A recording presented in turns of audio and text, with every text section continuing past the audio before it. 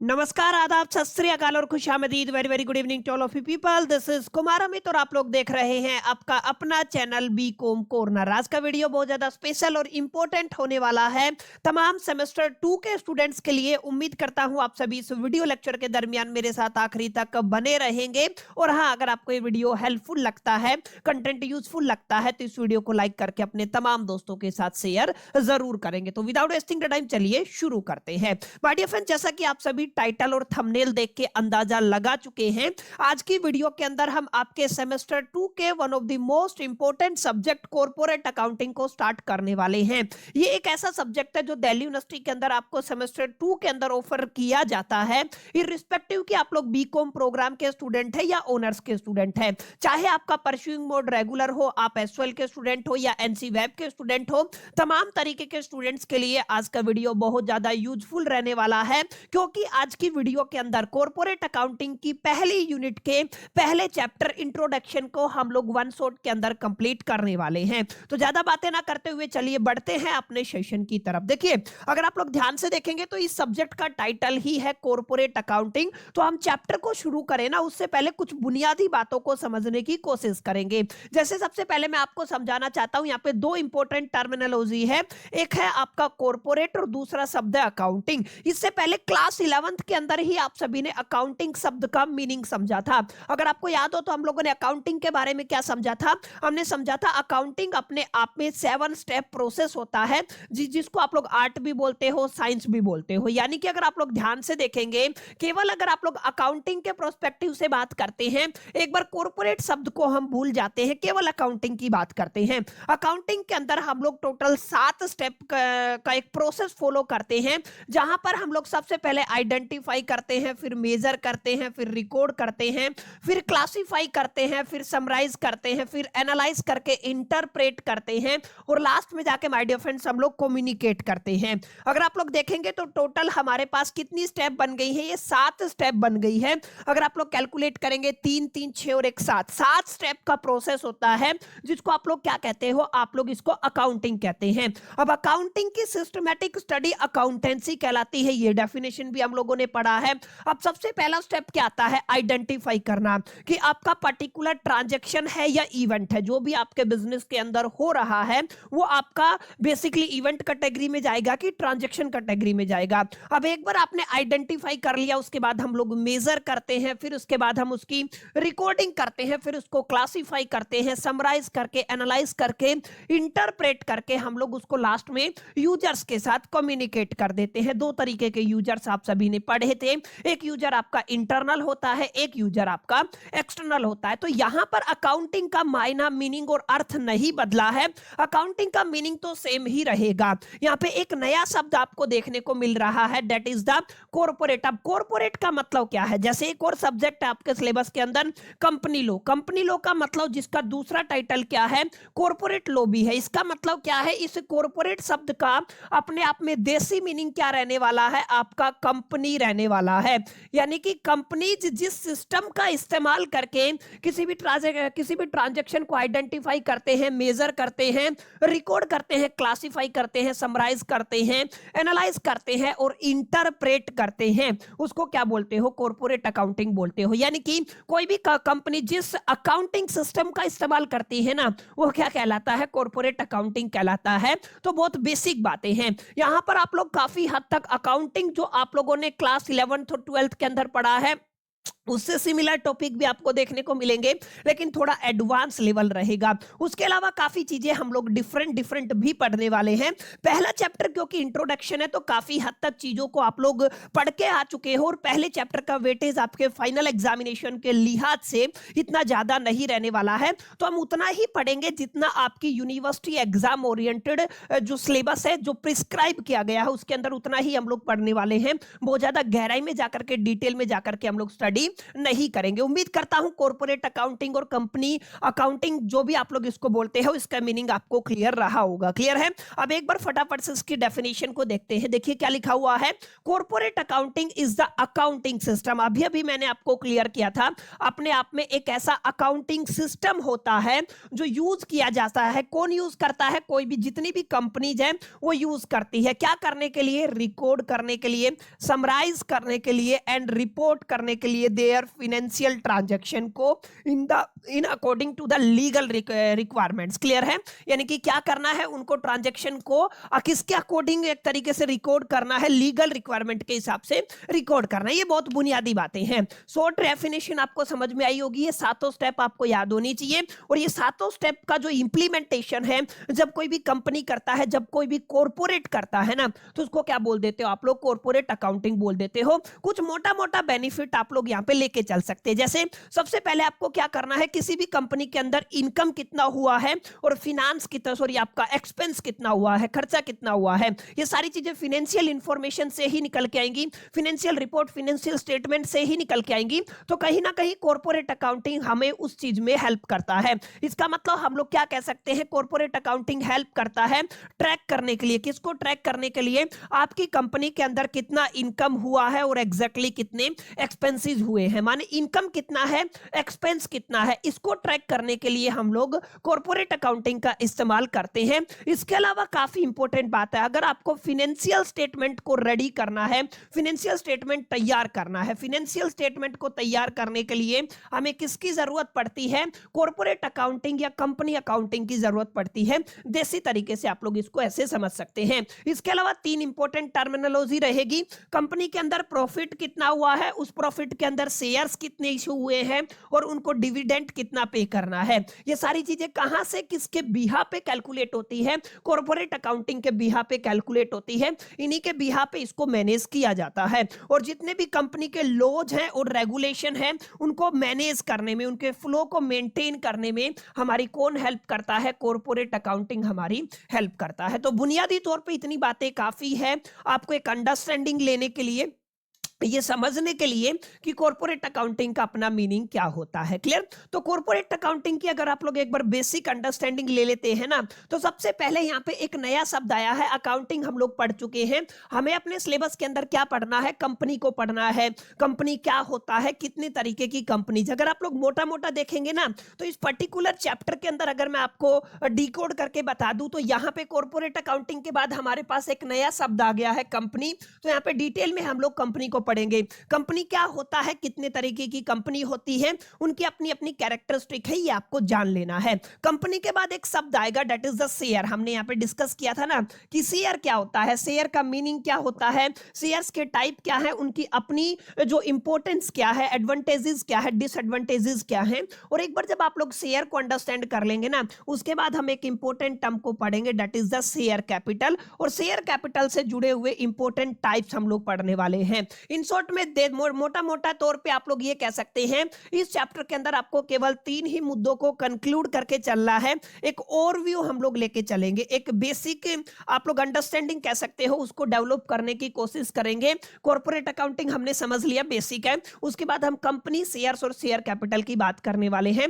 बारी बारी करके हम लोग डिटेल में समझेंगे। अब बात करते हैं आपके पहले टॉपिक की, दैट इज द कंपनी। और कंपनी क्या होता है? आप सभी जानते हैं, कंपनी अपने आप में एक ऐसी लीगल एंटिटी होती है जो किसी भी बिजनेस को कैरी फॉरवर्ड करने के लिए, किसी भी बिजनेस को रन करने के लिए लॉ के द्वारा क्रिएट किया जाता है। इस पर्टिकुलर एंटिटी को सेपरेट एंटिटी माना जाता है as compare to its owner. Owner के कंपैरिजन में अगर आप लोग देखेंगे तो कंपनी अलग होता है, ओनर अलग होता है। जो भी उसके शेयर होल्डर्स हैं, जो भी स्टेक होल्डर्स हैं, वो डिफरेंट लायबिलिटी कैरी करते हैं और कंपनी अलग लायबिलिटी कैरी करता है। यानी कि अगर आप कंपनी की बात करते हैं, कंपनी अपने आप में एक वॉलंटरी एसोसिएशन ऑफ पीपल होता है, नहीं वॉलंटरी एसोसिएशन नहीं, एक ऐसा लीगल एंटिटी होता है जो क्रिएटेड बाय लॉ होता है। इसको आर्टिफिशियल पर्सन भी कहा जाता है। इसको आपको थोड़ा समझना है। यानी कि आप लोग क्या कह सकते हैं, कंपनी अपने आप में एक लीगल एंटिटी है जिसको फॉर्म किया जाता है। ये काफी इंपॉर्टेंट बात है। कंपनी को किसके अंडर फॉर्म किया जाता है? Under the companies act 2013। इस बात को आपको थोड़ा सा अच्छे से समझ लेना है। हमारे पास एक एक्ट है जिसको आप लोग क्या कहते हैं? Companies companies act 2013, companies act 2013 के अकॉर्डिंग ही हम लोग किसी भी कंपनी की फॉर्मेशन करते हैं। किसी भी कंपनी का क्या किया जाता है, फॉर्मेशन किया जाता है। याद रखिएगा यहाँ पे फॉर्मेशन ना कह के हम लोग कहेंगे इसका इनकॉर्पोरेशन किया जाता है। क्लियर, इस बात को आपको समझना है, क्या किया जाएगा, इसका इनकॉर्पोरेशन किया जाएगा। क्लियर, बेसिक डेफिनेशन में आपको समझा रहा हूं। तो यहाँ पे अगर आप लोग कंपनी को डिकोड करना चाहते हैं तो क्या कहेंगे, कंपनी अपने आप में एक ऐसी लीगल एंटिटी है जिसको फॉर्म किया जाता है अंडर द कंपनीज एक्ट। कौन से कंपनीज एक्ट की बात हो रही है, कंपनीज एक्ट 2013 के अंडर इसको क्या किया जाता है, फॉर्म किया जाता है to carry on a business. किसको कैरी करने के लिए, किसी भी बिजनेस को कैरी करने के लिए। ये बात मैं बता चुका हूं, क्लियर है। यानी कि यहां पे किसी भी बिजनेस को कैरी करने के लिए कंपनीज एक्ट 2013 के अंडर में हम एक लीगल एंटिटी को इनकॉर्पोरेट करते हैं, या हम लोग कह सकते हैं जिसको फॉर्म करते हैं उसको क्या कहते हो आप लोग, कंपनी कहते हो। देसी मायना इसका ये रहने वाला है। क्लियर, काफी डिटेल में जाके आप लोग काफी बार पढ़ भी चुके हैं। अब आगे देखिए क्या लिखा हुआ है, it has a separate identity. ये बात मैं बता चुका हूं, जितनी भी कंपनी होती हैं उन सब कंपनी की अपनी एक सेपरेट आइडेंटिटी होती है उसके ओनर के कंपैरिजन में। माने ओनर एक डिफरेंट पर्सनैलिटी है, ओनर की अपनी एक आइडेंटिटी है, और जो आपकी लीगल एंटिटी है, जो भी आपकी कंपनी है, उस कंपनी की अपनी एक आइडेंटिटी है। बहुत बेसिक बात है, आप लोग पढ़ के आए होंगे। अच्छा, यहाँ पे ध्यान रखिएगा, क्योंकि कंपनी की अपनी आइडेंटिटी है, तो कंपनी की अपनी आइडेंटिटी है तो कंपनी के ऊपर केस किया जा सकता है। कंपनी के अपने एसेट्स होते हैं, कंपनी की अपनी लायबिलिटी होती है। इस चीज को आपको अंडरस्टैंड करके चलना है। इसके अलावा आपको यह भी ध्यान रखना है माय डियर फ्रेंड, जब भी आप लोग यहां पे बात करेंगे ना, यानी कि कंपनी की अपनी प्रॉपर्टीज होती हैं, ठीक है ना। कंपनी किसी भी कॉन्ट्रैक्ट के अंदर क्योंकि इंटर कर सकती है, क्योंकि इसकी अपनी एक एग्जिस्टेंस होती है, और ये किसी भी चीज को शू भी कर सकती है या इसके ऊपर केस किया जा सकता है इसके खुद के नेम के ऊपर, क्योंकि ये कैसी एंटिटी है, सेपरेट एंटिटी है, ये लॉ के द्वारा क्रिएट की जाती है। दैट्स व्हाई इसको बोला जाता है आर्टिफिशियल पर्सन। इसको भी आपको समझना है। क्लियर, तो आप लोग क्या कहेंगे, सर ये क्या है आपका, आर्टिफिशियल पर्सन भी इसको कहा जाता है। That's it. तो बहुत बेसिक लेवल पे, बहुत बुनियादी तौर पे आपको समझ में आया होगा। जब भी आप लोग कंपनी की बात करते हैं तो कंपनी का अपना मीनिंग होता है, ठीक है। बहुत बेसिक बातें, सारी बातें हम लोग कहीं ना कहीं पढ़ के भी आ चुके हैं। अब थोड़ा सा आगे चलेंगे माय डियर फ्रेंड्स। कंपनी को जब आप लोग एक बार समझ लेते हैं ना, तो कई बार कुछ ऐसी चीजें हैं जो इसकी प्रॉपर्टीज के नाम पे पढ़ते हैं। यानी कि आपके पेपर में क्या आ सकता है, आपको प्रॉपर्टीज को एक्सप्लेन करना है, या कई बार मोस्ट हद तक आपको क्या दिखेगा, इसकी कैरेक्टरिस्टिक प्रॉपर्टी को आपको एक्सप्लेन करना है। कैरेक्टरिस्टिक प्रॉपर्टी के अंदर आप लोग क्या क्या कह सकते हैं, सबसे पहले कंपनी की अपनी एक सेपरेट लीगल एंटिटी होती है, मानी कानूनी तौर पे इसका अपना एक एग्जिस्टेंस होता है, ओनर अलग है कंपनी से, इसके मेंबर से, इसके स्टेक होल्डर से, ये हम लोग पढ़ चुके हैं। अब अगर आप लोग थोड़ा आगे देखेंगे ना, कंपनी का लायबिलिटी लिमिटेड होता है। देखिए, लायबिलिटी का मतलब कर्ज आप लोग या ओब्लिगेशन की बात कर सकते हैं। दो तरीके की लायबिलिटी होती है, एक लिमिटेड होती है, और माय डियर फ्रेंड्स एक लायबिलिटी आपकी अनलिमिटेड होती है। अब इसका क्या मतलब है, लिमिटेड लायबिलिटी और अनलिमिटेड लायबिलिटी का आप सभी ने पढ़ा होगा। लिमिटेड का मतलब है जो आपके पर्सनल एसेट्स का यहाँ पे इन्वॉल्वमेंट नहीं रहेगा। मान लीजिए एक पर्टिकुलर बिजनेस है, पर्टिकुलर बिजनेस के अंदर आपकी लायबिलिटी अनलिमिटेड है। अनलिमिटेड का मतलब आपके जो पर्सनल एसेट है ना, उनको भी सेल करके रिकवरी किया जा सकता है, ऑब्लिगेशन का पेमेंट किया जा सकता है, तो वहां पे लायबिलिटी हो गया अनलिमिटेड। और लिमिटेड का मतलब क्या होता है, आपके पर्सनल एसेट्स के ऊपर आंच नहीं आने वाली है, आपके पर्सनल एसेट्स कहीं ना कहीं सेफ जोन में है, क्योंकि कंपनी एक सेपरेट एंटिटी हो गई है, लीगल एंटिटी हो गई है, तो ओनर के पर्सनल एसेट से कंपनी का कोई लेना देना नहीं होता है। समझ में आया। तो जब भी कैरेक्टरिस्टिक प्रॉपर्टी की बात करेंगे तो कंपनी की जो एक तरीके से लायबिलिटी है वो कैसी होती है, लिमिटेड होती है, ठीक है।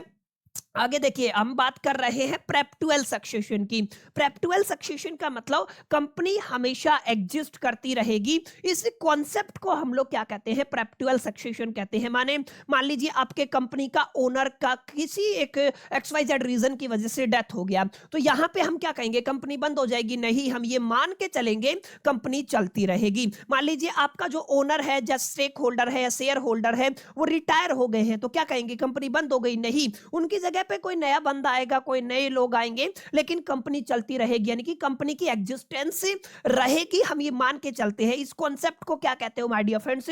इस कॉन्सेप्ट को हम लोग परपेचुअल सक्सेशन कहते हैं। यानी हम लोग क्या कह सकते हैं, the company continuous to exist even if member die. अगर आपका मेंबर डाई हो जाता है, रिटायर हो जाता है या चेंज हो जाता है, तीनों केसेस में, या और भी पर्टिकुलर सिचुएशंस बन सकती हैं, हम ये मान के चलते हैं कंपनी की जो एग्जिस्टेंस है क्या रहेगी, कंटिन्यू रहेगी। समझ में आया? कंपनी की जो एग्जिस्टेंस है वो क्या रहेगी, कंटिन्यू रहेगी। This concept, this fundamental concept is known as perpetual succession. ठीक है, तो कोई भी कंपनी के अंदर परपेचुअल सक्सेशन का कॉन्सेप्ट देखने को मिलता है। और ये बात मैं इनिशियल लेवल पे आपको बता चुका हूं, it's a artificial legal person. और मैंने ये भी बताया था, हम क्या कह सकते हैं, this is created by law. हम लोग क्या कह सकते हैं, जो आपका कानून है, कानून इसे क्या करता है, क्रिएट करता है। यानी एक आपका आर्टिफिशियल लीगल पर्सन होता है। आर्टिफिशियल लीगल पर्सन का मतलब एक होता है नेचुरल पर्सन। नेचुरल पर्सन का मतलब क्या होता है, नेचुरल तरीके से जो बोर्न होते हैं ना, उनको क्या कहते हैं, नेचुरल पर्सन कहते हैं। क्योंकि कागजी तौर पे, यानी कि कानूनी तौर पे हम लोग ये मान के चलते हैं कि कंपनी को हम लोग एज ए पर्सन ट्रीट करेंगे, दैट्स व्हाई इसको क्या बोलते हो, आर्टिफिशियल लीगल पर्सन। अब देखिए, कोई भी कंपनी है या कोई भी पर्सन है, जैसे कंपनी को भी पर्सन बोल रहे हैं, मैं अपने आप में भी एक पर्सन हूं, तो इसका क्या मतलब, जब आप लोग किसी भी पर्सन की बात करते हैं ना, और पर्सन के एसेंट्स की बात करते हैं, कंसेंट की बात करते हैं, मैंने कोई परमिशन देना है तो मैं क्या करता हूं, जैसे अगर मैं नेचुरल पर्सन हूं, पर्सन दो तरीके के हो गए हैं, एक तो माय डियर फ्रेंड्स आपका नेचुरल पर्सन हो गया है, एक आपका आर्टिफिशियल हो गया है। ठीक है, तो ये आपको समझना है दोनों के बीच में कैसे डिफरेंस करेंगे। अब नेचुरल है, नेचुरल को अगर अपना एसेंट्स देना है, मान लीजिए जो कंसेंट देना है, जो नेचुरल पर्सन है, अगर उसको सहमति देनी है तो वो क्या करेगा, आज के टाइम पे डिजिटल एरा है, हम लोग कहेंगे वो अपने सिग्नेचर से क्या करेगा, अपनी कंसेंट दे सकता है। लेकिन जितने भी आर्टिफिशियल पर्सन है वो तो सिग्नेचर नहीं कर सकते हैं, दैट्स व्हाई इनके लिए हमने बनाया है सीएस। सीएस का मतलब होता है कॉमन सील, जो आर्टिफिशियल के सिग्नेचर की तरह काम करता है। तो किसी भी कंपनी का कंसेंट माना जाएगा अगर किसी भी लीगल डॉक्यूमेंट के ऊपर उसका कॉमन सील लगा हुआ है। यानी आप लोग क्या कह सकते हैं, आप लोग कह सकते हैं कोई भी कंपनी है, उसकी कैरेक्टरिस्टिक के अंदर उसके पास एक कॉमन सील रहेगा। कॉमन सील का मतलब the company acts through it's common seal, जिसको आप लोग क्या कह सकते हैं, कॉमन सील का मतलब सर हम ये मान के चलते हैं ये कंपनी का, क्योंकि वो आर्टिफिशियल पर्सन है तो इसका एक ऑफिशियल सिग्नेचर है किसके ऊपर, इंपॉर्टेंट डॉक्यूमेंट के ऊपर। कोई भी लीगल इंपॉर्टेंट डॉक्यूमेंट है उसके ऊपर किसी भी कंपनी का कॉमन सील लगा हुआ है, तो हम लोग ये मान के चलेंगे उसका कंसेंट, उस कंपनी का जो कंसेंट है, उसकी सहमति है, वो यहाँ पे दी गई है। यानी कि जो आपका ऑफिशियल सिग्नेचर होता है किसी भी कंपनी का, वो उसकी कॉमन सील होती है, क्योंकि वो आर्टिफिशियल है। समझ में आया? तो बुनियादी तौर पर बहुत बेसिक चीजें हैं, ये सारी चीजें हम लोग पढ़ के आए हैं। एक तरीके से आप लोग मोटा मोटा रिवीजन के तौर पे इस लेक्चर को ले सकते हैं। पहले चैप्टर के अंदर यही चीजें हमको पढ़नी है। तो क्या क्या कैरेक्टरिस्टिक्स माय डियर फ्रेंड्स हम लोगों ने अंडरस्टैंड की। पहला, separate legal entity, limited liability होती है, परपेचुअल सक्सेशन का कॉन्सेप्ट होता है, ये एक अपने आप में आर्टिफिशियल जो आपका लीगल पर्सन होता है इसके पास अपना एक कॉमन सील होता है। इसके अलावा बुनियादी तौर पे कुछ दो चार चीजें और हैं, हम लोग समझेंगे। अब कंपनी की भी बात करें ना, दो तरीके की कंपनी में आप लोग इसको डिफरेंशिएट कर देते हैं।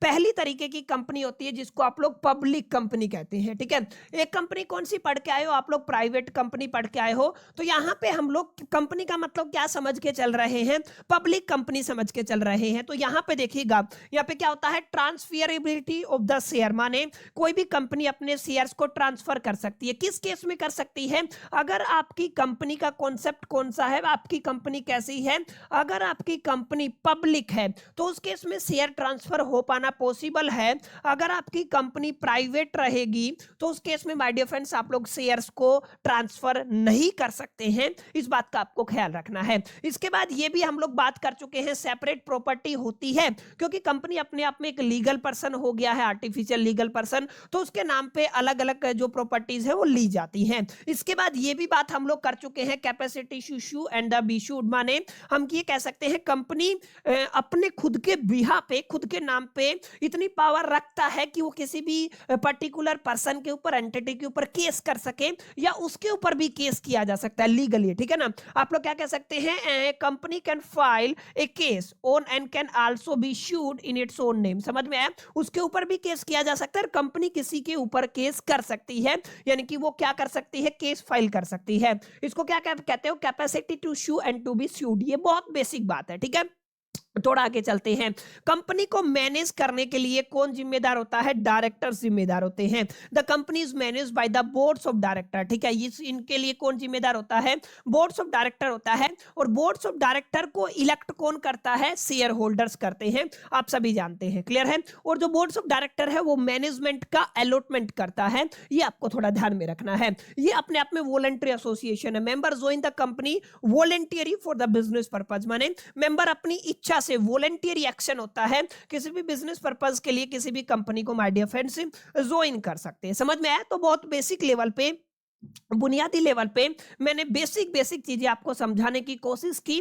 जो हमारा पहला टॉपिक था दैट इज द कंपनी, उम्मीद करता हूं आपको समझ में आया होगा। कंपनी का मीनिंग क्या होता है, कंपनी की अपनी कैरेक्टरिस्टिक्स क्या हैं, इतनी सारी चीजें अगर आप लोग एक बार जान लेते हैं तो बड़े प्यार से, इत्मीनान से आप लोग पेपर के अंदर लिख के आ सकते हैं। उम्मीद करता हूं चीजें यहां तक क्लियर रही होंगी, यहां तक बिल्कुल स्मूथली चला होगा। अब टाइप ऑफ कंपनीज की अगर आप लोग बात करते हो, कई बार पेपर में आ जाता है कि सर कंपनीज के टाइप बताइए, तो कई बच्चों को लगता है सर एक पब्लिक कंपनी होता है, एक प्राइवेट कंपनी होता है, ठीक है ना, यही होता है। आप ध्यान दीजिएगा, जब भी आप लोग टाइप्स की बात करते हैं, टाइप शब्द का इस्तेमाल ना करके मैं कहूंगा काइंड शब्द का इस्तेमाल करेंगे। जब भी कंपनीज के काइंड की बात करते हैं ना, तो इसके अलग अलग बेसिस होते हैं। अलग अलग बेसिस का मतलब, जैसे पहला बेस हो गया लायबिलिटी के बेस पे, तो कंपनीज की अलग अलग लायबिलिटी होती है। कहीं पे लिमिटेड लायबिलिटी कंपनी होती है, कहीं पे अनलिमिटेड लायबिलिटी होती है। इनकॉर्पोरेशन के बिहार पे उसका रजिस्ट्रेशन इंडिया के अंदर हुआ है या इंडिया से बाहर हुआ है, ये भी एक फैक्टर हो सकता है। इसके अलावा वो किस एक्ट के अकॉर्डिंग बनाई गई है, ये भी एक बड़ा फैक्टर होता है, तो इसको भी इंक्लूड कर सकते हैं। यानी कि काइंड ऑफ कंपनीज की जब माय डियर फ्रेंड्स, भाइयों और बहनों, हम लोग बात करते हैं तो हम लोग क्या कहते हैं, there are different parameters using which या on the behalf of that parameter हम लोग क्या करते हैं, पर्टिकुलर कंपनी को क्लासिफाई करते हैं। यानी कि जब भी आप लोगों के पास पेपर में एक सवाल आता ही आता है काइंड ऑफ कंपनीज की, तो काइंड ऑफ कंपनीज के अंदर आपको सिर्फ एक बात कहना है, हमारे पास इनकी क्लासिफिकेशन के different basis my dear friends रहने वाले हैं, ठीक है। सबसे पहला बेस क्या रहने वाला है, इनका इनकॉर्पोरेशन। इनकॉर्पोरेशन का मतलब आप लोग कह सकते हो इनका फॉर्मेशन, क्लियर है, सिंपल लैंग्वेज में समझा रहा हूं। आप लोग क्या कह सकते हो, सर हम इनके फॉर्मेशन की बात कर रहे हैं, ठीक है ना, ये पहला पैरामीटर रहेगा। दूसरा पैरामीटर माय डियर फ्रेंड्स हम लोग इसकी लायबिलिटी के बेस पे लेके चलेंगे। मैंने बताया था दो तरीके की लायबिलिटी होती है, नंबर ऑफ मेंबर्स के बिहा पे भी हम लोग बात करने वाले हैं। आगे हम लोग कंट्रोल के बिहा पे, कंपनी के कंट्रोल के बिहा पे भी बात करेंगे। और लास्ट एंड फाइनल हम लोग ओनरशिप के बिहा पे भी बात करने वाले हैं। और एक और आपका रहेगा that is the based on the nationality, clear है। तो बुनियादी ये छोटी छोटी चीजें हैं जिनके बारे में आपको पता होना चाहिए। जैसे जैसे चैप्टर मूव ऑन करेगा, प्रैक्टिकल सेक्शन आता जाएगा, बहुत डिटेल में जाकर के, गहराई में जाकर के हम लोग चीजों को पढ़ेंगे ना, तो बहुत हद तक वहां पे आपको क्लैरिटी होगा। लेकिन यहाँ पे सिर्फ आपको ये समझना है जो जो बातें यहाँ पे जरूरी है ना, केवल वही हम लोग पढ़ेंगे। जैसे इनकॉर्पोरेशन के बिहा पे 3 तरीके की कंपनी होती है। सबसे पहली कंपनी है जिसको आप लोग रजिस्टर्ड कंपनी कहते हैं, सेकंड तरीके की स्टेटरी कंपनीज रहेगी, और तीसरा चार्टर्ड कंपनी रहेगा। अब तीनों के बीच में डिफरेंस समझिएगा। जब भी आप लोग रजिस्टर्ड कंपनी की बात करेंगे ना, अगर आपका कोई भी कंपनी कंपनीज एक्ट के अंदर रजिस्टर हुआ है तो रजिस्टर्ड कंपनी कहलाएगी। सिंपल सी बात है। आज अगर आप कोई कंपनी ओपन करना चाहते हैं तो उसको रजिस्ट्रेशन तो करवाएंगे ना। अगर वो रजिस्ट्रेशन आपका कंपनीज एक्ट के अंदर हुआ है तो आपकी कंपनी क्या कहलाएगी, वो आपकी कंपनी रजिस्टर्ड कंपनी कहलाएगी, ठीक है। एक इंपॉर्टेंट बात हो रहा है, कई बार क्या होता है, कुछ डिफरेंट प्रोविजंस होते हैं, अलग अलग लॉज होते हैं, अलग अलग नियम, स्पेशली लेजिस्लेचर और जो आपका क्या बोलते हैं आप इसको, पार्लियामेंट और लेजिस्लेटर के अंदर कुछ स्पेशल एक्ट बनाए जाते हैं जिनके बिहाफ पे कंपनीज का इंकॉर्पोरेशन किया जाता है। उसको हम लोग कहते हैं ये स्टेटरी कंपनीज जिसको आप लोग कहते हो, जैसे आरबीआई है तो आरबीआई एक्ट, जो आरबीआई का एक्ट आया था पार्लियामेंट के अंदर, तो उसके अकॉर्डिंग आरबीआई का जो इनकॉर्पोरेशन हुआ था। यानी कि आप लोग ये कह सकते हैं जो भी कंपनी रजिस्टर हो गया है कंपनीज एक्ट के अंदर वो क्या कहलाएगी, रजिस्टर कंपनी कहलाएगी। लेकिन कोई भी ऐसी कंपनी जिसका फॉर्मेशन किसी स्पेशल एक्ट के थ्रू हुआ है, वो एक्ट कहां पे पास हुआ है, पार्लियामेंट के अंदर या लेजिस्लेटर, स्टेट लेजिस्लेचर के अंदर, तो उसको क्या बोलोगे आप लोग, स्टेटरी कंपनीज बोलोगे। जैसे आरबीआई हो गया, एलआईसी हो गया, ये सब किसके एग्जांपल हैं, ये स्टेटरी कंपनीज के एग्जांपल है। ठीक है, उम्मीद करता हूं यहां तक बातें आपको समझ में आई होगी। चार्टर्ड कंपनी की बात करते हैं, जितनी भी कंपनीज की फॉर्मेशन रॉयल चार्टर से हुई है, जैसे ईस्ट इंडिया कंपनी हो गया, ये रॉयल चार्टर है, तो ये क्या कहलाती हैं, ये माय डियर फ्रेंड्स आपकी चार्टर्ड कंपनी कहलाती है। ठीक है, तो बहुत बेसिक बातें हैं। ये आपका पहला तरीके का कंपनी, ये दूसरा तरीके का कंपनी, ये तीसरा तरीके का company on the behalf of the incorporation of the company. Incorporation of the company के बिहाफ पे हमने क्लासिफिकेशन किया। लायबिलिटी के बिहाफ पे तीन तरीके की कंपनियां बनती है, लिमिटेड और अनलिमिटेड। देखिए यहाँ पे आप लोग क्या कहेंगे, कंपनी तो तीन ही तरीके की बनेगी। अगर आप लोग ध्यान से देखेंगे तो हम लोग क्या कहेंगे, सर एक तो आपकी लिमिटेड बनेगी। ठीक है, तो आप लोग क्या कह देंगे, सर आपकी एक तो लिमिटेड हो गई है, ठीक है, एक क्या हो गई है, अनलिमिटेड हो गई है। अब लिमिटेड के अंदर आपको ध्यान रखना है, लिमिटेड के अंदर भी कैटेगरियां बन जाती है। क्या क्या कैटेगरी बन सकती है, क्या क्या पॉसिबिलिटी है, लिमिटेड बाय शेयर, मैं सिंपल लिख देता हूं, लिमिटेड बाय शेयर, और आप लोग दूसरा केस क्या ले सकते हैं, लिमिटेड बाय गारंटी। याद रखिएगा क्या कहते हैं, लिमिटेड बाय गारंटी। तो ये आपके दो तरीके बन जाते हैं जिनको आपको ख्याल में रखना है। इन शॉर्ट में आप लोग क्या कहेंगे, सर एक अनलिमिटेड कंपनी रहेगा, एक लिमिटेड बाय शेयर रहेगा, एक लिमिटेड बाय गारंटी रहेगा। तीन तरीके की कंपनियां बनती है, ये आपकी तीनों तरीके की, नंबर 1, नंबर 2 और नंबर 3। ठीक है, अब ये आप सभी पता है कि अनलिमिटेड कंपनी क्या होता है, जिसकी लायबिलिटी अनलिमिटेड होती है। लिमिटेड का मतलब जिसकी लायबिलिटी लिमिटेड होती है, लेकिन वो लायबिलिटी लिमिटेड है बाय द शेयर और बाय द क्या कहते हो आप लोग, गारंटी। ठीक है, तो बहुत बेसिक बातें हैं, एक बार रीड करके आप लोग इसके बारे में बेसिक मालूमात हासिल कर सकते हैं। ठीक है, अच्छा यहाँ पे मेंबर के बिहाफ पे आपके सिलेबस के अकॉर्डिंग तीन कंपनियां हैं जिनको आपको पढ़ना है। पहली कंपनी आएगी आपकी public company,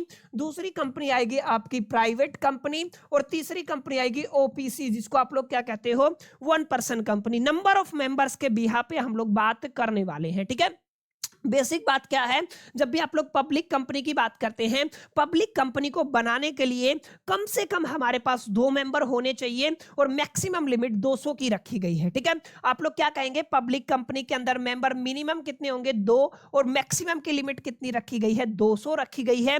restriction on the transfer of the share, माने सॉरी आपका मैं गलत बोल गया, मैं प्राइवेट कंपनी की बात कर रहा हूं। ठीक है, प्राइवेट कंपनी के अंदर लिमिटेशंस होती हैं, मिनिमम कितना रहेगा, 2, लेकिन मैक्सिमम 200 रख सकते हैं। और प्राइवेट कंपनी के अंदर आपके ट्रांसफर ऑफ शेयर्स के ऊपर आपका रेस्ट्रिक्शन होता है। इस बात को अपने ख्याल में और अपने जहन में आपको रखना है। ठीक है, समझ में आई बात। पब्लिक कंपनी के अंदर मिनिमम हमें 7 मेंबर चाहिए, मैक्सिमम की कोई लिमिट नहीं होती है, क्योंकि वहां पे शेयर सब्सक्राइब किए जाते हैं। नो मैक्सिमम लिमिट, ये आपको थोड़ा ध्यान में रखना है। और shares can freely transferable, shares को क्या किया जा सकता है, फ्रीली ट्रांसफर किया जा सकता है। 1 पर्सन कंपनी एक ऐसी कंपनी होती है जहां पे ना तो 2 मेंबर होते हैं ना ही 7 मेंबर होते हैं, आपको केवल 1 मेंबर की जरूरत होती है। ठीक है, तो कुछ लिमिटेशंस है, कुछ आपके एडवांटेजेस है, कुछ डिसएडवांटेजेस है, ये सारी बातें आप लोग पढ़ के आ चुके हैं। तो ये किसके बिहाफ पे था, नंबर ऑफ मेंबर्स के बिहाफ पे, प्राइवेट कंपनी, पब्लिक कंपनी और 1 पर्सन कंपनी आप लोग पढ़ लीजिएगा। ठीक है, कंट्रोल के बिहाफ पे 2 तरीके की कंपनी है। अगर एक कंपनी किसी दूसरी कंपनी को कंट्रोल करती है, उस कंपनी को कहेंगे वो कंपनी होल्डिंग कंपनी है। जिसको कंट्रोल किया जा रहा है उसको कहेंगे सब्सिडरी कंपनी। याद रहेगा, तो 2 तरीके की कंपनी है कंट्रोल के बिहाफ पे, होल्डिंग कंपनी और subsidiary company. Holding company control another company, किसी अनदर कंपनी को, जैसे ए कंपनी है उसने किसको कंट्रोल किया है, बी को कंट्रोल किया है, तो बी के लिए ए कंपनी क्या है, होल्डिंग कंपनी है। आप लोग क्या कहेंगे, आप लोग कहेंगे सर ये आपका होल्डिंग कंपनी है, और जिसको कंट्रोल किया जा रहा है ये क्या है, आपका सब्सिडरी कंपनी है। बेसिक लेवल पे आप लोगों को इस तरीके से इसको आइडेंटिफाई कर लेना है, समझ लेना है। समझ में आया, तो कंट्रोल के बिहाफ पे बातें उम्मीद करता हूं समझ में आई होंगी। ये वो सारी चीजें जो आप लोग पढ़ के आए हो, आपको मालूमात भी है, एक बार थोड़ा थोड़ा मोटा मोटा हम लोग रिवाइज कर रहे हैं। ओनरशिप के बिहाफ पे आप लोग क्या कह सकते हैं, एक होता है आपका गवर्नमेंट कंपनी। देखिए आप लोग क्या कहेंगे, गवर्नमेंट कंपनी। गवर्नमेंट कंपनी वो कंपनी होता है जिसके अंदर मिनिमम 50% सॉरी 51% या उससे ज्यादा जो आपके शेयर्स किसके पास होते हैं, किसी भी गवर्नमेंट के पास, स्टेट गवर्नमेंट, सेंट्रल गवर्नमेंट, तो वो क्या कहलाती है, वो आपकी गवर्नमेंट कंपनी कहलाती है। 51% या उससे ज्यादा shares held by the government. Government कोई भी हो सकती है, स्टेट गवर्नमेंट हो सकती है और आपकी सेंट्रल गवर्नमेंट हो सकती है, याद रखिएगा। तो ये क्या होगी, आपकी पर्टिकुलर गवर्नमेंट कंपनी होगी। और अगर कोई भी प्राइवेट इंडिविजुअल अगर किसी भी कंपनी को रन करता है तो क्या कहलाएगी माय डियर फ्रेंड्स, वो आपकी प्राइवेट कंपनी कहलाएगी। क्लियर है। नेशनलिटी के बिहाफ पे अगर कंपनी का रजिस्ट्रेशन इंडिया के अंदर हुआ है तो वो इंडियन कंपनी, इंडिया से बाहर हुआ है, आउटसाइड द इंडिया ऑपरेशन अगर उसका है या रजिस्ट्रेशन है तो वो क्या होगी, फॉरेन कंपनी होगी। ये कोई इतना डिटेल में हमारे पास समझने वाली बातें नहीं है कि हाय अल्लाह इसको थोड़ा सा डिटेल में जाकर के पढ़ना पड़ेगा, नहीं, बेसिक बातें हैं, पढ़ के आए हैं, एक बार गो थ्रो कर लीजिएगा। अच्छा, ये जो आपको नोट्स बनाने की जरूरत नहीं है। काफी बच्चे शिकायत करते हैं कि सर हमें स्क्रीनशॉट लेना होता है। भाई तुम्हें लेना ही क्यों स्क्रीनशॉट, जब मैंने एक बार बोल दिया डिस्क्रिप्शन में आपको हमारे टेलीग्राम चैनल का लिंक मिल जाएगा, ठीक है, उसको ज्वाइन कर लीजिए। वहां पर जितने भी सेशंस मैं कंडक्ट करने वाला हूं अपने इस चैनल के ऊपर या दूसरे चैनल के ऊपर, तमाम सेशंस का पीडीएफ एज इट इज आपको मिल जाएगा, डाउनलोड करके आप लोग एक्सेस कर सकते हैं। तो why you are unnecessary wasting your time to taking the screenshot, ये काफी बड़ा मुद्दा है। तो प्लीज आप लोग इस चीज को अवॉइड कीजिएगा, स्क्रीनशॉट लेने की जरूरत नहीं है, नहीं है और नहीं है। ये पीपीटी आपको मिल जाएगा, डोंट टेक द स्ट्रेस, ठीक है। उम्मीद करता हूं माय डियर फ्रेंड्स इतनी बातें आपको समझ में आई होंगी। अब चलते हैं 1 मिनट के लिए शेयर्स को अंडरस्टैंड करेंगे, फिर उसके बाद हमारा एक टॉपिक रहेगा शेयर कैपिटल का, और इस तरीके से हम लोग इसका कंप्लीटेशन करेंगे इस चैप्टर का। तो जब तक आप लोग इनके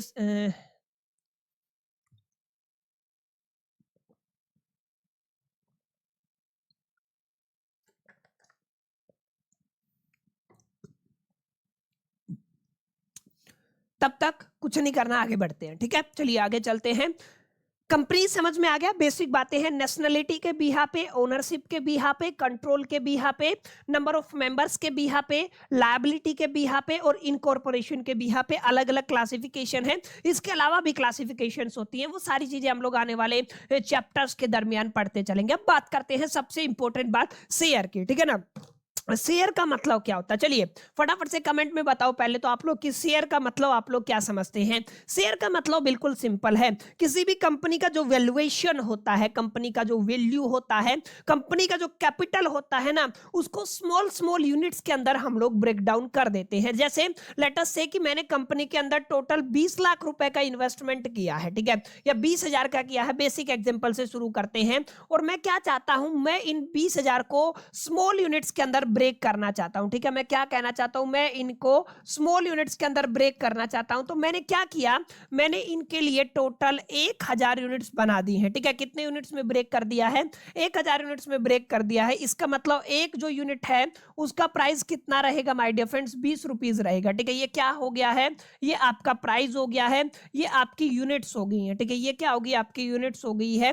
तो ये जो आपका यूनिट्स है ना, 1000 यूनिट्स, इन्हीं को आप लोग क्या बोलते हो, शेयर्स बोलते हो। यानी कि आपके कैपिटल का सबसे छोटा जो यूनिट होता है ना, उसको क्या बोलते हो आप लोग, उसको शेयर बोला जाता है। यानी कि आप लोग क्या कह सकते हो, इन शॉर्ट में अगर डेफिनेशन देना चाहें तो हम लोग कह सकते हैं share represents the smallest unit of the ownership of a company. समझ में आया। शेयर कैपिटल, किसी भी कंपनी की जो शेयर कैपिटल होती है, याद रखिएगा, शेयर से इकट्ठा की हुई कैपिटल क्या कहलाती है, शेयर कैपिटल कहलाती है, ठीक है। तो किसी भी कंपनी के अंदर जो शेयर कैपिटल है ना, ओनरशिप की मैं बात कर रहा हूं, शेयर कैपिटल का जो सबसे स्मॉलेस्ट यूनिट है वो क्या कहलाता है, वो आपका शेयर कहलाता है। अब यहां पे ध्यान से देखिएगा, when a company raise the money it divides its capital into the small equal parts, ठीक है ना। जब भी कोई भी कंपनी, किसी भी कंपनी की आप लोग बात कर रहे हैं, मनी को रेज करती है, पैसा रेज करती है, ठीक है। तो जितना भी कैपिटल रेज करती है ना, उस कैपिटल को स्मॉल इक्वल पार्ट्स के अंदर क्या कर देती है, डिवाइड कर देती है, जिसको आप लोग क्या बोलते हो, शेयर बोलते हो। जैसे मैंने कहा मेरे को 20,000 रुपया रेज करना है, this is the share capital. आप लोग क्या कहेंगे, सर ये क्या है, आपका शेयर कैपिटल है। समझ में आया। तो ये आपका शेयर कैपिटल रहेगा, और इस शेयर कैपिटल के अंदर आपको क्या देखना है, मैंने मैंने स्मॉलेस्ट यूनिट के अंदर आपके 1000 यूनिट्स के अंदर इसको ब्रेक कर दिया, जिनको क्या बोला जाता है, शेयर्स बोला जाता है। ठीक है, अब आगे देखिए, a person who by the share, अच्छा जो पर्सन इन शेयर्स को बाय करता है उनको हम लोग या तो शेयर होल्डर बोलते हैं या पर्टिकुलर कंपनी के अंदर मेंबर बोलते हैं। इस बात को आपको समझना है। ठीक है, तो जिन्होंने बाय किया है वो क्या कहलाएंगे, या तो वो आपके शेयर होल्डर्स कहलाएंगे। ठीक है ना, तो आप लोग क्या कहेंगे, सर वो आपके शेयर होल्डर्स हैं, या आप लोग उनको किस नाम से जानते हैं, मेंबर्स के नाम से जानते हैं। क्लियर है, तो ये आपको थोड़ा सा अच्छे से अंडरस्टैंड कर लेना। बेसिक बातें हैं, कोई डिफिकल्ट चीज यहाँ पे है नहीं। जब भी आप लोग शेयर्स की बात करते हैं ना, तो ये जो आपकी ओनरशिप राइट है, ये दो तरीके से डिवाइड किया जाता है। एक को हम लोग कहते हैं प्रीफरेंस शेयर, जिससे कैपिटल रेज करोगे तो प्रीफरेंस शेयर कैपिटल कहलाएगा। ठीक है ना, यानी कि अगर आप लोग ध्यान से देखेंगे ना, तो एक इक्विटी शेयर होता है, एक होता है आपका प्रीफरेंस शेयर कैपिटल। ठीक है, सॉरी कैपिटल नहीं, शेयर। ठीक है ना, तो आप लोग क्या कहेंगे, सबसे पहला आपका क्या आएगा, इक्विटी शेयर आ जाएगा। दूसरा क्या आ जाएगा माय डियर फ्रेंड्स, आपका प्रीफरेंस शेयर आ जाएगा। ठीक है, अगर आप लोग ध्यान से देखेंगे तो एक होता है आपका इक्विटी शेयर, एक होता है आपका प्रीफरेंस शेयर। ठीक है, और इन शेयर से जो कैपिटल रेज किया जाता है, आप सभी जानते हैं, इन शेयर को इशू करके जो भी कैपिटल रेज किया जाता है उसको हम लोग कहते हैं शेयर कैपिटल। अभी अभी हमने पढ़ा ना, इसको क्या कहते हो आप लोग, शेयर कैपिटल कहते हैं। सारी इंपॉर्टेंट टर्म है जिनका इस्तेमाल हम लोग आने वाले वक्त में, जब हम प्रैक्टिकल सेशंस को लेके आएंगे ना, उस टाइम पे करने वाले हैं। ठीक है, तो ये बेसिक बातें हैं जिनको आपको समझना है। इक्विटी शेयर क्या होता है, इक्विटी परमानेंट कैपिटल का ओनरशिप होता है, यानी कि प्रेफरेंस के अंदर परमानेंट ओनरशिप आपको नहीं मिलता है, लेकिन जो आपका इक्विटी शेयर होता है वहां पे परमानेंट आपको कैपिटल का ओनरशिप मिलता है, ओनरशिप राइट मिलता है। यानी आप लोग क्या कह सकते हैं, इक्विटी शेयर अपने आप में main and permanent capital of a company होता है। ठीक है ना, यानी कि यहाँ पे मेन और permanent capital of a company क्या होता है, इक्विटी शेयर होता है। And equity share holders are the real owner, ये भी काफी इंपॉर्टेंट बात है।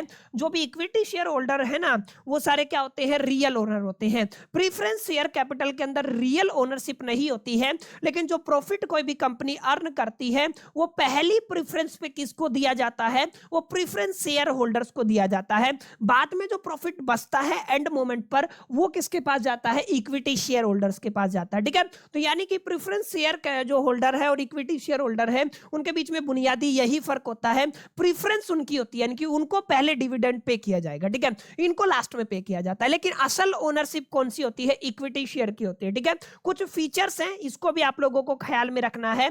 अगर आप लोग फीचर्स की बात करते हैं, सबसे पहला feature, dividend is not fixed, माने कितना मिलेगा, क्यों मिलेगा, यानी कि हाउ मच, ये आपका एक बड़ा फैक्टर है। कितना आपको डिविडेंड मिलेगा ये फिक्स नहीं होता है, मिलेगा कि नहीं मिलेगा ये भी फिक्स नहीं होता है, यस और नो। लेकिन अगर आप लोग प्रीफरेंस शेयर कैपिटल की बात करते हैं ना, या प्रीफरेंस शेयर होल्डर की बात करते हैं, तो जिन भी लोगों के पास या जितने भी प्रीफरेंस शेयर होल्डर हैं, उनको जिस पर्टिकुलर रेशियो के ऊपर, जिस परसेंटेज के ऊपर डिविडेंड ऑफर किया गया है, वो उनको मिलेगा, और 101% पहले उनको मिलेगा।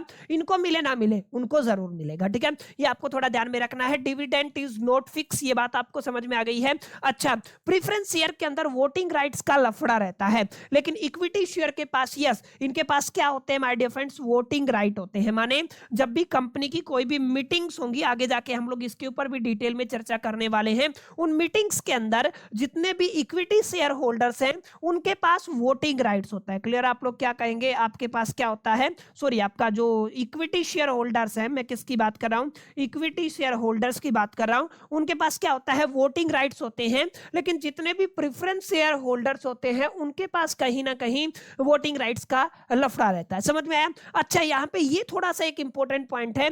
यहाँ पे अगर आप लोग इक्विटी शेयर होल्डर हैं तो इक्विटी शेयर होल्डर की रिस्क भी ज्यादा होती है, ये आपको थोड़ा सा ध्यान में रखना है। और रिटर्न भी ज्यादा होता है, जब मिलेगा तो रिटर्न भी ज्यादा मिलेगा। समझ में आया? क्यों? एक सिंपल सा रूल होता है इकोनॉमिक्स का, जितना ज्यादा रिस्क उतना ज्यादा रिटर्न, ऑब्वियस सी बात है। सेम केस आपको यहाँ पे भी देखने को मिलेगा। Preference share capital, preference share holder के पास क्या होता है, जो फिक्स हो गया ना वो हो गया, वो उनको मिलेगा। क्लियर है? अब लेट अस से कि कंपनी को अनएक्सपेक्टेड प्रॉफिट हो गया है 50,000 करोड़ का, अब इनको तो वही मिलेगा जो इनका परसेंटेज है, लेकिन जितने भी आपके इक्विटी शेयर होल्डर है ना, वो पैसा इनके पास जाएगा। यानी कि यहाँ पे जो अगर रिस्क ज्यादा है तो रिटर्न की प्रोबेबिलिटी, पॉसिबिलिटी और चांसेस भी ज्यादा रहने वाले हैं। क्लियर? इसको आपको याद रखना, बड़ा प्यार से आप लोग याद कर सकते हैं। पेड, इसको पेड किया जाता है after the preference share holder, बता दिया। प्रेफरेंस शेयर होल्डर के बाद किसका बारी आता है? इक्विटी, सबसे लास्ट में इक्विटी शेयर का बारी आता है, ये आप लोग समझ लीजिएगा। And can not be redeemed during the life of the company. अच्छा, जो आपका जो इन्वेस्टमेंट यहाँ पे होता है ना, जो आपने पैसा डाला है, इसको आप लोग रिडीम नहीं कर सकते हो during the life period of the company, ठीक है ना। यानी कि यहाँ पे लगा दिया, वो लगा दिया। प्रेफरेंस शेयर कैपिटल के अंदर ऐसा नहीं होता है, समझ में आया? तो इक्विटी शेयर कैपिटल और प्रेफरेंस शेयर, सॉरी मैं कैपिटल बार बार बोल रहा हूँ, इक्विटी शेयर और प्रेफरेंस शेयर का मीनिंग आपको समझ में आना चाहिए। जैसे यहाँ पे देखिए प्रेफरेंस शेयर के अंदर क्या लिखा हुआ है, यहाँ पे केवल और केवल प्रेफरेंस राइट आपको मिलता है किसके? इक्विटी के शेयर के। माने सबसे पहले पेमेंट इन्हीं को होगा, एक फिक्स परसेंटेज में होगा जो डिसाइडेड है, इनको इनका पैसा मिलेगा, समझ में आया? इनको इनका डिविडेंड मिलेगा, यानी कि preference in the dividend payment, ये हम लोग बात कर चुके हैं। And preference in return of capital eight winding up, ठीक है ना। यानी कि जब भी कंपनी का वाइंडिंग अप होगा ना, उस टाइम पे सबसे पहले किसका कैपिटल रिटर्न किया जाएगा? इन्हीं का। यानी कि हर तरीके से प्रेफरेंस इनको मिलेगा, इनके कैपिटल को रिटर्न करने में भी इनको प्रेफरेंस मिलेगा, और इनका जो डिविडेंड है उसमें भी आपको क्या देखने को मिलेगा? प्रेफरेंस देखने को मिलेगा। कुछ फीचर्स हैं जिनको आपको समझ लेना है, क्या क्या फिक्स्ड रेट ऑफ डिविडेंड होता है, ये भी मुद्दे पर हम लोग चर्चा कर चुके हैं। जनरली नॉन वोटिंग राइट्स, मैंने बताया ना, ये नो वोटिंग राइट्स होता है। वोटिंग राइट्स किसके पास होता है? जितने भी आपके इक्विटी शेयर होल्डर्स होते हैं उनके पास वोटिंग राइट्स होता है, ठीक है। लेकिन जितने भी प्रेफरेंस शेयर होल्डर हैं उनके पास वोटिंग राइट्स नहीं होता है। And less risk than the equity share, equity share के अंदर रिस्क ज्यादा है तो रिटर्न भी ज्यादा है, और यहाँ पे रिटर्न एक तरीके से ज्यादा मिलता है, कम मिलता है आपको, लेकिन रिस्क बहुत कम है, ठीक है ना। तो सिंपल सा नियम यही कहता है, अगर आप लोग रिस्क की बात करते हैं तो डायरेक्टली प्रोपोर्शनल होता है आपके रिटर्न के। यानी कि अगर आप लोग रिस्क बढ़ा देंगे तो रिटर्न भी बढ़ जाएगा, इकोनॉमिक्स का नियम है ये, आप सभी ने पढ़ा होगा, आई होप उम्मीद वैसा करता हूं। और ये बेसिक बात है, ठीक है ना। रिस्क और रिटर्न का अपना नाता होता है, अगर आपका रिस्क कम है तो रिटर्न भी आपको कम मिलेगा, ये आपको थोड़ा सा ध्यान में रखना है। कंपैरिजन आप लोगों के सामने मैं लेके आया हूं, जरा गौर फरमाइएगा, ठीक है। यहाँ पे इक्विटी शेयर लिखा हुआ है, यहाँ पे preference share capital, sorry preference share लिखा हुआ है। ओनरशिप की बात करते हैं तो equity share holders are real owner, और ये पार्शियल ओनर होते हैं, याद रखिएगा, ये क्या होते हैं? आपके पार्शियल ओनर होते हैं। डिविडेंड यहाँ पे फिक्स नहीं होता है, लेकिन यहाँ पे प्रेफरेंस शेयर कैपिटल के केस में डिविडेंड फिक्स होता है, इस बात को आपको अपने ख्याल में रखना है। अगर आप लोग वोटिंग राइट्स की बात करते हैं तो बताया था इक्विटी शेयर के केस में आपको वोटिंग राइट्स मिलता है, यहाँ पे वोटिंग राइट्स नहीं मिलता है। वहीं अगर आप लोग रिस्क की बात करते हैं तो रिस्क इक्विटी शेयर के अंदर हाई होता है, लेकिन रिटर्न भी आपका ज्यादा होता है। यानी कि अगर आप लोग लिखेंगे रिटर्न वाला फैक्टर भी आप लोग लिख सकते हैं, वो भी कैसा होता है? हाई होता है। लेकिन यहाँ पे रिस्क लो होता है, तो आप लोग यहाँ पे क्या लिख सकते हैं? आप लोग लिख सकते हैं कि सर यहाँ पे रिटर्न भी क्या होता है? आपका लो होता है। ये यहाँ पे आ गया। रिटर्न अनसर्टेन होता है, ठीक है ना। यहाँ पे सर्टेन होता, फिक्स है, यानी कि इतना परसेंटेज तो आपको मिलेगा ही मिलेगा। क्लियर है? ये आपको थोड़ा ध्यान में रखना है। कैपिटल रिटर्न की बात करें तो लास्ट में, सबसे लास्ट में किसका कैपिटल रिटर्न होता है? इक्विटी शेयर होल्डर्स का। और सबसे फर्स्ट प्रेफरेंस पे किसका होता है? आपका preference share capital holder, sorry preference share holders का, ठीक है। तो बुनियादी तौर पे आपको समझना है कि एग्जैक्टली डिफरेंस क्या है इक्विटी शेयर के बीच में और प्रेफरेंस शेयर के बीच में, ठीक है। तो अभी तक हमने क्या समझा? अभी तक हमने समझा कंपनी क्या होता है, कंपनी के टाइप्स, एक इंपॉर्टेंट टॉपिक तो ये था। इसके बाद हमने क्या पढ़ लिया? शेयर्स को पढ़ लिया है, ओके। अब हम किसकी बात करने वाले हैं? अब हम लोग शेयर कैपिटल की बात करने वाले हैं। शेयर से जो कैपिटल रेज की जाती है, कितने तरीके से की जाती है, क्या क्या उसका मीनिंग होता है, क्या क्या अर्थ होता है, इस मुद्दे पर हम लोग चर्चा करने वाले हैं। उम्मीद करता हूं माय डियर फ्रेंड्स इतनी बातें आपको समझ में आ गई होंगी। यहां तक लाइट जाने की वजह से सारा मामला डिस्टर्ब हो गया था, लाइट आ गई है, तो चलिए अब हम भी अपने सिग्नल्स को सही से करते हैं और आगे बढ़ने की कोशिश करते हैं। 2 टॉपिक हमने कंप्लीट कर लिए हैं इस चैप्टर के, दैट इज द कंपनी, और आगे क्या है? शेयर। और आगे हम क्या पढ़ने वाले हैं? शेयर कैपिटल को पढ़ने वाले। देखिए इस चैप्टर के अंदर ज्यादा गहराई में मैं इसीलिए नहीं जा रहा है क्योंकि सारी बातों की मालूमात आप सभी को होती है, और जो टॉपिक आपको आते हैं आप उसको उतना प्रेफरेंस नहीं देते हैं। मोटा मोटा आपको एक आइडिया लगना चाहिए, और जितनी बातें मैं आपको पढ़ा रहा हूं वो मोर देन सफिशिएंट है आपके यूनिवर्सिटी एग्जामिनेशन के लिए। अब हम बात कर रहे हैं शेयर कैपिटल की। अब आपको नाम से ही पता चल, अच्छा शेयर कैपिटल से पहले एक छोटा सा टॉपिक आप लोग जरूर पढ़ लीजिएगा। प्रेफरेंस शेयर्स के अलग अलग टाइप्स होते हैं। जैसे पहला टाइप आपका क्यूमुलेटिव प्रेफरेंस शेयर, आगे है no non cumulative preference share, इसके अलावा आपका पार्टिसिपेटिंग प्रेफरेंस शेयर, इसके बाद नॉन पार्टिसिपेटिंग प्रेफरेंस शेयर और आगे आपका रिडीमेबल प्रेफरेंस शेयर। भाई डियर फ्रेंड्स, ये कुछ अलग अलग टाइप के प्रेफरेंस शेयर है जिनको आपको एक बार गो थ्रो कर लेना है। प्रेजेंटेशन के अंदर सारी चीजें गिवन है। सबसे इंपॉर्टेंट टॉपिक है माय डियर फ्रेंड्स हमारा शेयर कैपिटल का, ठीक है। आप समझिए शेयर कैपिटल का मतलब क्या होता है। कोई भी कंपनी अपने शेयर्स को इश्यू करके जितना टोटल अमाउंट रेज करती है, टोटल मनी रेज करती है बाय इशूइंग द शेयर्स, उसको क्या बोलते हो आप लोग, शेयर कैपिटल बोलते हो। यानी कि आप क्या कह सकते हो, share capital is the total amount of the money, money का एक ऐसा टोटल अमाउंट जिसको रेज किया जाता है by a company by issuing the shares to the share holder. Clear है। कोई भी शेयर होल्डर्स को एक पर्टिकुलर शेयर्स इशू करके कोई भी कंपनी जितना पैसा रेज करती है वो टोटल पैसा क्या कहलाता है, शेयर कैपिटल कहलाता है। और माय डियर फ्रेंड्स, इसको एक और नाम से जाना जाता है, that is the ownership fund. इसको किस नाम से जानते हो, ओनरशिप फंड के नाम से भी जानते हो। और याद रखिएगा इस पर्टिकुलर शेयर कैपिटल को बैलेंस शीट के लायबिलिटी साइड के अंदर दिखाया जाता है क्योंकि ये कंपनी के लिए लायबिलिटी होता है। ये आपको समझना है, लायबिलिटी साइड के अंदर इसको मेंशन किया जाता है। किसकी बात हो रही है सर, आपके बैलेंस शीट की बात हो रही है, ठीक है। तो बैलेंस शीट के अंदर जो आपका शेयर कैपिटल रहेगा उसको कहां पे रिप्रेजेंट किया जाएगा, लायबिलिटी वाली साइड के अंदर, ठीक है। तो यहाँ पे ये लिखा हुआ है, it shows the liability side of the balance sheet. Balance sheet की लायबिलिटी साइड को ये क्या करता है, रिप्रेजेंट करता है।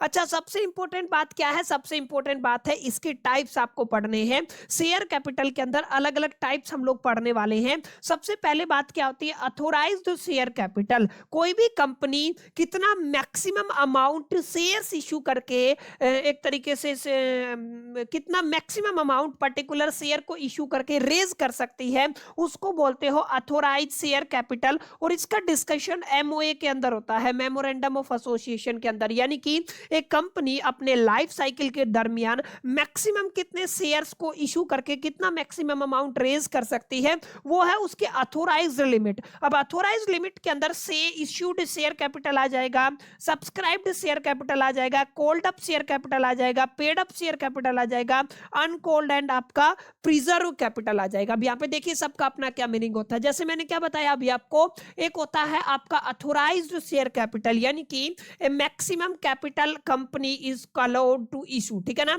एक ऐसी मैक्सिमम कैपिटल जिसका मैक्सिमम अमाउंट जिसको इशू करने की इजाजत किसी भी कंपनी को होती है उसको क्या कहते हो, अथोराइज्ड शेयर कैपिटल कहते हो। और इसका डिस्कशन एमओए, मैंने बताया ना, मेमोरेंडम ऑफ एसोसिएशन के अंदर होता है। और अगर आप इस लिमिट को एक्सीड करना चाहते हो तो हमारे पास लीगल अमेंडमेंट करने पड़ेंगे। इस बात को आपको अपने ख्याल में रखना है। लेट अस से एक कंपनी है जिसकी जो आपकी अथोराइज्ड कैपिटल लिमिट 10 लाख रुपए, ठीक है। अब इसके बाद सेकंड टाइप जो आएगा ना वो हमें पढ़ना है, that is the issued share capital. अब कोई भी कंपनी है, जैसे मैंने एक एग्जांपल लिया है, ठीक है, कोई भी कंपनी है उसकी अथोराइज लिमिट 10 लाख रुपए है, लेकिन अभी इसको एक्सपांशन करने के लिए अपने बिजनेस का माय डियर फ्रेंड्स 10 लाख की जरूरत नहीं है, ठीक है। इसको केवल और केवल 5 लाख की जरूरत है। तो इसने क्या किया, 5 लाख के शेयर्स इशू कर दिए। 5 लाख इसके पास एज इट इज पड़े हुए हैं, ठीक है। तो ये जो अमाउंट है ना ये इसने इशू कर दिया है, ठीक है। आप लोग क्या कहेंगे, ये अमाउंट इसने क्या कर दिया है, इशू कर दिया है। दैट्स व्हाई इसको क्या बोला जाता है, इश्यूड शेयर कैपिटल बोला जाता है, ठीक है। यानी आप लोग क्या कह सकते हैं, part of authorised capital. Authorised capital का ये वो हिस्सा होता है जिसको ऑफर किया जाता है पब्लिक के लिए। ये क्या कहलाता है, आपका इश्यूड शेयर कैपिटल कहलाता है। अब ऐसा तो है नहीं कि सारे के सारे को पब्लिक खरीद लेगी। अब यहां पर भी पब्लिक कुछ के लिए पैसा पे करती है, कुछ के लिए पैसा पे नहीं करती है। जहां पे सब्सक्राइब यानी कि जहां पे पैसा पे हो चुका है उसको क्या कहते हो आप लोग, सब्सक्राइब्ड शेयर कैपिटल, यानी कि portion of issued share capital applied for by the public. यानी कि मान लीजिए इसके अंदर से 5 लाख के अंदर से 2 लाख का पोर्शन पब्लिक ने खरीद लिया, तो ये जो अमाउंट होगा ना ये क्या कहलाएगा, ये सब्सक्राइब्ड शेयर कैपिटल कहलाएगा। और इसके अलावा माय डियर फ्रेंड्स एक इंपॉर्टेंट बात आपको याद रखनी है, कॉल्ड अप शेयर कैपिटल। ये सारी बातें आप लोग पढ़ के आए हो, ठीक है ना। Amount called by the company from the share holder, यानी कि कंपनी ने क्या कहा, जैसे 20 रुपए का शेयर है, कंपनी ने कहा अभी आप लोग 10 रुपया पे कर दो, 10 रुपया बाद में, ठीक है ना। तो जो ये अमाउंट कोल्ड किया गया है ना, इसको क्या कहते हो आप लोग, कोल्ड अप से शेयर कैपिटल कहते हैं। And paid up share capital का मतलब amount actually received by the company, actual में अमाउंट कितना रिसीव हुआ है वो क्या कहलाएगा, वो आपका माय डियर फ्रेंड्स क्या कहलाएगा, पेड अप शेयर कैपिटल। और एक होता है आपका अनकोल्ड शेयर कैपिटल, यानी कि part of A subscribe capital not yet cold, यानी कि जिसको अभी तक कॉल नहीं किया गया है। और आपका reserve capital, portion of A capital reserve for the winding up, एक ऐसा पोर्शन जो वाइंडिंग अप के लिए रिजर्व किया गया है, can be called only at the liquidation, liquidation के टाइम पे इसको क्या किया जाता है, कॉल किया जाता है। तो ये क्या कहलाता है my dear friends, reserve capital कहलाता है। तो बेसिक बेसिक बातें हैं, ज्यादा रॉकेट साइंस यहाँ पे आपको देखने को नहीं मिलेगा, बेसिक चीजें जो आप लोग पढ़ के आए हो वही आपको पढ़ना है। और इस तरीके से माय डियर फ्रेंड्स इस चैप्टर का होता है दी एंड, यहां पर आकर के आपका ये चैप्टर हो जाता है कंप्लीट। तो मोटा मोटा बेसिक बेसिक चीजें मैंने आपको समझाने की कोशिश की है, धीरे धीरे एडवांस लेवल पर चलेंगे। One of the longest subject रहने वाला है, one of the difficult subject रहने वाला है। इस सब्जेक्ट को बुनियादी तौर पे आपको आज से ही पढ़ना शुरू कर देना है, ताकि इस पर्टिकुलर सब्जेक्ट के सिलेबस को न केवल हम लोग समय से कंप्लीट कर पाए, बल्कि इस सब्जेक्ट के अंदर रिवीजन करके हम लोग अच्छे मार्क्स लेके आ सके। बाकी उम्मीद करता हूं आप सभी को ये वाला सेशन पसंद आया होगा, वीडियो यूजफुल लगा होगा, हेल्पफुल लगा होगा। वीडियो अगर आपको पसंद आया तो फटाफट से इस वीडियो को लाइक जरूर कर दीजिएगा, दोस्तों के साथ शेयर करना मत भूलिएगा। और हाँ, पहली दफा अगर आप लोग चैनल पे आए हैं तो चैनल को सब्सक्राइब करके बेल आइकन को जरूर प्रेस कर दीजिएगा। इस वीडियो में इतना ही, मिलते हैं अगली वीडियो के अंदर, जब तक के लिए मैं तो सोल दी bye, till the keep learning.